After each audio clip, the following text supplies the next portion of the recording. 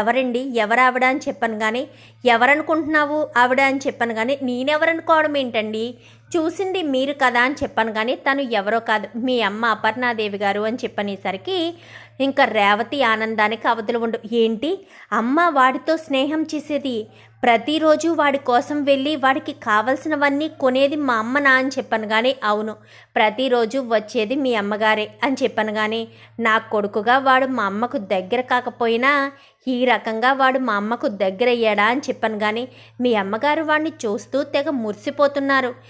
మీ అమ్మగారు ఉన్నంతసేపు నేను గమనిస్తూనే ఉన్నాను. వాడిని ముద్దు పెట్టుకోవడం, వాడిని చూస్తూ ఉండడం, అచ్చం తన కొడుకే అంటూ తెగ సంబరపడిపోవడం చేస్తూ ఉంటున్నారు అని చెప్పి అనేసరికి అవునా మా అమ్మేనా ఇతేని అని చెప్పి అనుకుంటారు. అనుకున్న తర్వాత ఒకరోజు అపర్ణ వెళ్ళకపోవడంతో అపర్ణకు చాలా మనసులో ఏదో ఆందోళనగా అనిపిస్తుంది. ఇక్కడ వీడికి కూడా అలా అనిపిస్తుంది. ఇంకా రెండో రోజున ఒక అరగంట అంటే ఒక పావుగంట ఆలస్యంగా వెళ్ళేసరికి అప్పటికే వాళ్ళ నాన్న వచ్చి తీసుకువెళ్తూ ఉండడం చూస్తుంది. ఏంటి వీడు తీసుకువెళ్తున్నాడు, వీడి కొడుకా ఏంటి, ఎన్ని రోజులు నేను ప్రేమను పెంచుకున్నది వీడి కొడుకునేనా అని చెప్పి అనుకుంటూ విసుగ్గా ఇంటికి వచ్చేస్తుంది. విసుగ్గా ఇంటికి వచ్చేసరికి ఎక్కడికి వెళ్తున్నావు అపర్ణ, రోజు ఇదే టైంకి వెళ్తున్నావు, ఈరోజు ఎప్పుడు సంతోషంగా వచ్చేదానివి ఈరోజు ఏంటి అంత విసుగ్గా వచ్చావని కానీ ఏమీ లేదులే అత్తయ్య అని చెప్పాను కానీ ఏదో ఉంది నువ్వు నాకు చెప్పడం లేదు అని చెప్పాను కానీ నేను ఇన్ని రోజులు ఒక బాబు కోసం వెళ్ళేదాన్ని. వాడి పేరు ఏం పేరు అనుకుంటున్నావు, రాజ్ స్వరాజ్ వాడి పేరు.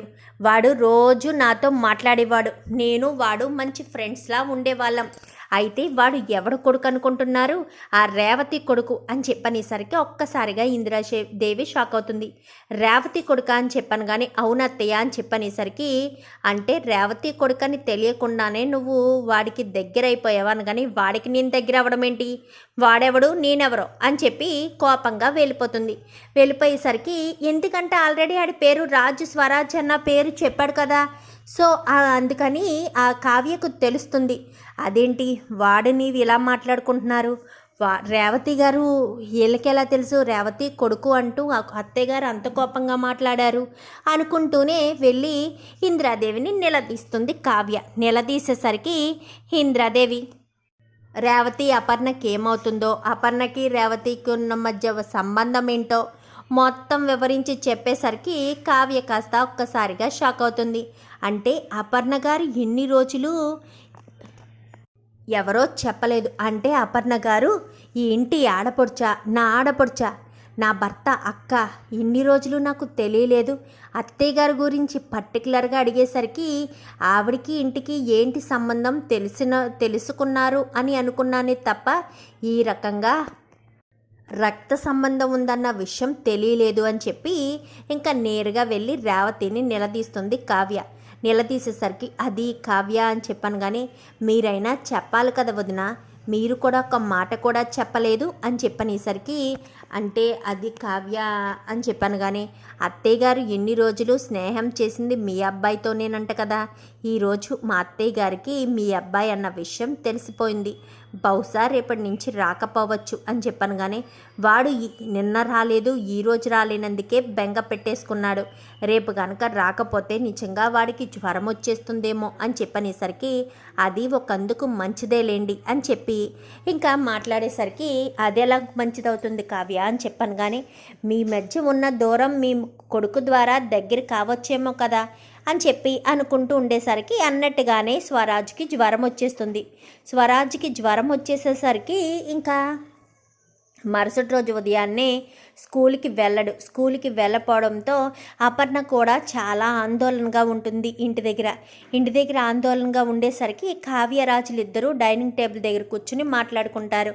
మనం ప్రతిరోజు రేవతి గారి దగ్గరికి వెళ్తాం కదా, రేవతి గారు వాళ్ళ అబ్బాయికి చాలా జ్వరం ఉందండి, వాడి పేరు కూడా మా బాస్ పేరే స్వరాజ్ అని చెప్పి మాట్లాడుకునేసరికి ఆ మాటలు కాస్త అపర్ణ వింటుంది. ఒక్కసారిగా తన గుండెల్లో ఏదో బాధ అనిపించేసేసరికి తనకు జ్వరం బాగా ఎక్కువైపోవడంతో అర్జెంటుగా రేవతి ఫోన్ చేస్తుంది. చెప్పండి రేవతి గారు అని చెప్పాను. కానీ అది కావ్య, బాబుకి జ్వరం చాలా ఎక్కువగా ఉంది, నాకు చాలా భయంగా ఉంది, ఒకసారి రాగలవా అని చెప్పాను. కానీ ఇప్పుడే బయలుదేరి వస్తున్నానంటూ కావ్య రాజులు ఇద్దరూ వెళ్తారు.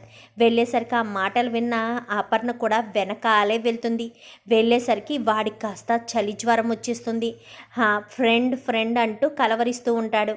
ఇంకా అపర్ణకి ఏం చేయాలో అర్థం కాదు. ఒక పక్క కూతురు మీద కోపం, మరొక పక్క మనవడ మీద ప్రేమ. ఆ ప్రేమను ఎలా బయట పెట్టాలో తెలియక గబగబా లోపలికి వెళ్ళి ఒరే ఫ్రెండ్ అంటూ వెళ్ళి పక్కన కూర్చుని వాడి భుజం మీద చేయి వేసి, వాడి తల మీద చేయి వేసి, వాడి చేతిలో చేయి వేసి పట్టుకుని ఇంకా ఫ్రెండ్ నేను వచ్చేసాను ఫ్రెండ్ అంటూ మాట్లాడేసరికి కళ్ళు తెరుస్తాడు. ఫ్రెండ్ వచ్చేసావా అంటూ గబగబా లెగిసి అప్పుడు వరకు పడుకుని మూలుగుతున్నవాడు కాస్త ఎక్కడి నుంచి ఓపుకొస్తుందో తెలియదు కానీ గబుక్కుని లేచి ఫ్రెండ్ అంటూ పట్టుకుంటాడు. పట్టుకునేసరికి ఈలోపు ఇందిరాదేవి, సుభాషు వీళ్ళంతా వచ్చేస్తారు.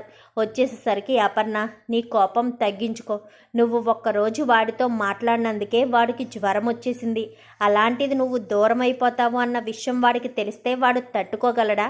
పెద్దలు చేసిన తప్పులకి పిల్లల్ని ఎందుకు శిక్షించడం? అయినా వాడి ద్వారా అయినా సరే నువ్వు రేవతిని క్షమించాలి.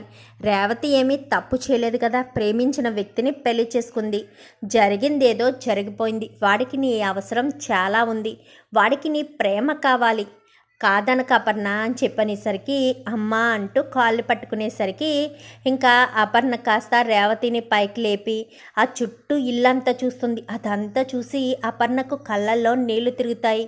ఎంత భోగభాగ్యాల మధ్య నా కూతురు పెరిగింది, అలాంటిది ఇంత చిన్న ఇంట్లో ఇంత ఇరికింట్లో గడుపుతుందా అని చెప్పి అనుకుంటూ ఆ రేవతిని కాస్త గుండెలకి హత్తుకుంటుంది. అపర్ణ అయితే హత్తుకునేసరికి ఒక్క క్షణం కూడా మీరు ఇక్కడ ఉండడానికి వీల్లేదు, ఇప్పుడే క్షణమే మనం మన ఇంటికి వెళ్ళిపోదాం పదండి అని చెప్పనేసరికి అది నేను అని చెప్పాను. కానీ రండి అందరూ కలిసే వెళ్దాము, అందరూ కలిసే ఉందాం రా బాబు అని చెప్పి మొత్తము ముగ్గురిని కూడా తీసుకుని ఇంటికి వచ్చేస్తారు. కావ్య రాజులు చాలా హ్యాపీగా ఫీల్ అవుతారు. మొత్తానికైతే మీ తెలివితేటలు చాలా గొప్పవండి, వాడికి జ్వరం రావాలని కావాలని అది అమ్మకు తెలిసేటట్టు చేశారు కదా, అమ్మ మనసు కరగాలని చేశారు కదా అనగానే మరి ఏం చేయమంటారు? వాడిని ఇక్కడికి తీసుకురాలేం, అత్తయ్య అక్కడికి రావాలి అంటే ఇన్ని రోజులు ప్రేమను పెంచుకున్న వాడి మీద జ్వరం వచ్చిందనగానే తట్టుకోలేకపోయారు చూసారు అత్తయ్య గారు, అందుకే గబగబా వచ్చేసారు అని చెప్పనేసరికి మొత్తానికైతే మీకు చాలా తెలివితేటలు ఉన్నాయి, మీ తెలివితేటలకి జోహార్ అనే చెప్పాలి అంటూ మాట్లాడేసరికి ఇంకా రాజ్ కావ్య ఇద్దరూ సరే మాట్లాడుకుంటూ వస్తారు. వచ్చేసరికి కళావతి గారు మీకు విషయం చెప్పాలి అనగానే మనం ఈసారి ఎక్కడికైనా వెళ్ళి ప్రశాంతంగా కూర్చుని ఫోన్లు కూడా స్విచ్ ఆఫ్ చేసుకుని మనం మనసులో మాట చెప్పుకుందాము, ఇక్కడ ఉంటే డిస్టర్బెన్స్గా ఉంటుందని చెప్పాను. కానీ సరే ఎప్పుడు ఎక్కడికి వెళ్దాం అనగానే రేపు ఉదయం 10 o'clock కల్లా మీరు ఇంటికి వచ్చేసండి, ఇటు నుంచి ఇటే మనం వెళ్దాం అని చెప్పాను. కానీ సరే కళావతి గారు అని చెప్పి ఇంకా రాజు మరుసటి రోజు ఉదయాన్నే 10 గంటలకల్లా బయలుదేరి వచ్చేస్తాడు. కావ్య కూడా చాలా అందంగా రెడీ అవుతుంది. రెడీ అయ్యి ఇద్దరు కూడా బయటికి బయలుదేరతారు. బయటికి బయలుదేరిన తర్వాత కావ్య రాజులు ఇద్దరూ బయటికి వెళ్తున్నారన్న విషయం యామినికి ఫోన్ చేసి చెప్పేస్తుంది. ఇంకా రుద్రాణి అయితే చెప్పేసేసరికి ఇంకా రాజ్ కావ్య ఒకరి మనసులోని ప్రేమను మరొకరు ఎక్కడ చెప్పేసుకుంటారేమోనని యామని కాస్త రాజ్కి కావ్యకి ఫోనులు చేస్తూ ఉంటుంది. వీళ్ళు ముందే అనుకున్నారు కదా ఫోన్ స్విచ్ ఆఫ్ చేసుకుని తన మనసులోని ప్రేమను బయట పెట్టుకోవాలని. సో ఫోన్లు స్విచ్ ఆఫ్ రావడంతో యామనికి ఏం చేయాలో అర్థం కాదు. కావ్య రాజులిద్దరూ ఒకరి మనసులోని ప్రేమను ఒకరు చెప్పుకుంటారు. చూద్దాం మరి రాబోయే ఎపిసోడ్స్లో ఏం జరుగుతుందో. వీడియో నచ్చితే లైక్ చేయండి, ఛానల్ని సబ్స్క్రైబ్ చేసుకోండి, పక్కనే ఉన్న బెల్ సింబల్లో ఆల్ పై క్లిక్ చేయండి. ఇలా చేయడం వల్ల అందరికంటే ముందుగా చూడవచ్చు.